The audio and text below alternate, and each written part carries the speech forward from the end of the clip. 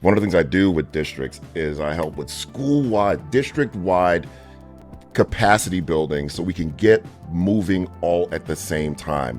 This stagger-stepped molasses approach, in my mind, is treating teachers like the low group.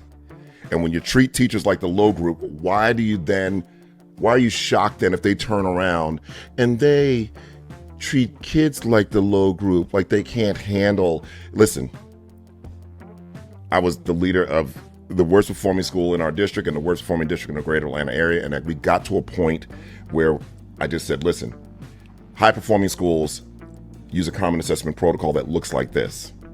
We put our pants on like they do. We're high performing in spirit today and results tomorrow. We're using this. Don't back into initiatives. Once the why is in place, once you have alignment of resources and supports, once you've cleared the plates of dead initiatives that were on the vine, get after it.